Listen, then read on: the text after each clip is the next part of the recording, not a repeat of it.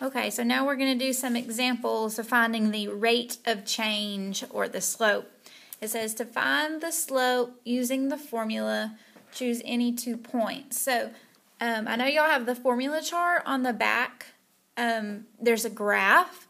So whenever the points are small enough to go plot on a graph, that's fine. And then you can just do rise over run like we started with slope. But these are really large numbers that would not fit on that graph that's on the back of your formula chart. So they're wanting us to use this formula.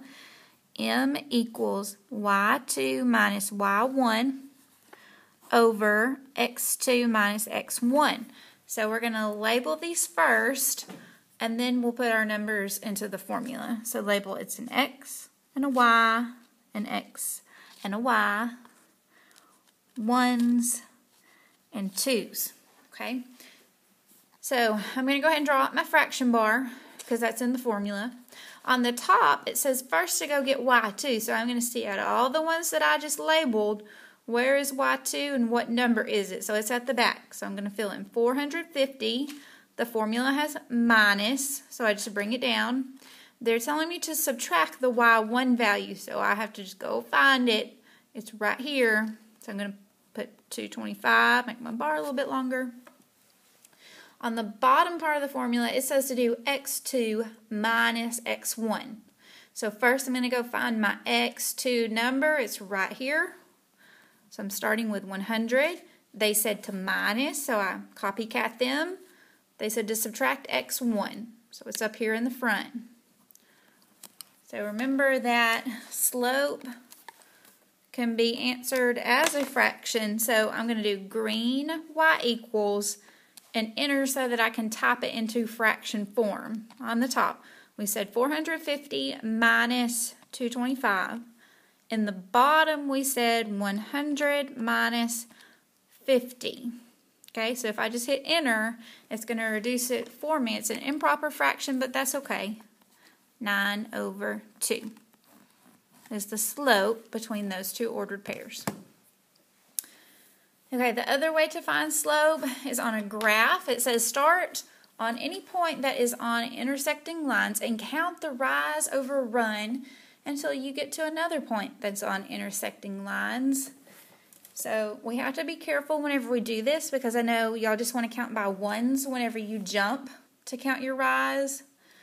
But your graph is not always going to be counting by ones, like this one, for instance. Down here on the x-axis, it's counting by ones.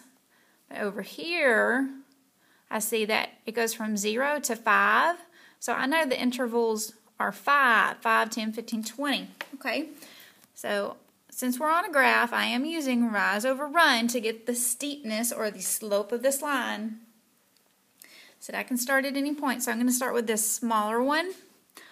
But notice whenever I go up, because they've already drawn the right triangle for me, I'm counting by 5s. 5, 10.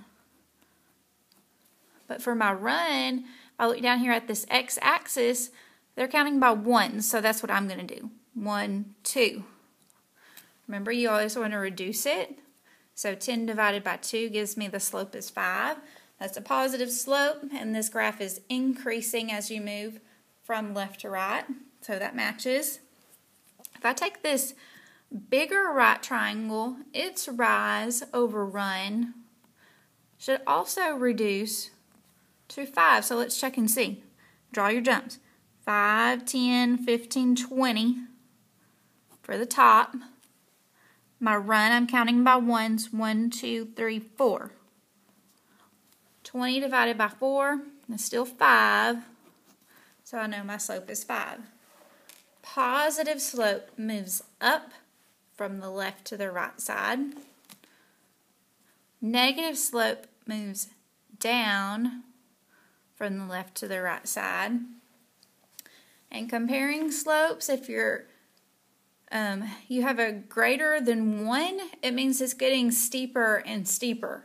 But if it's less than 1, like the fraction 1/2, it means it's less steep, so it's more gradual. So on the one that says greater than 1, I want you to draw a line that's pretty steep. But on the next one, think of like a ramp that's pretty gradual. no slope or zero slope is going to be flat like the x-axis. And this is the one that if you're writing the equation, it's going to say y equals some number. Your undefined slope is a vertical line.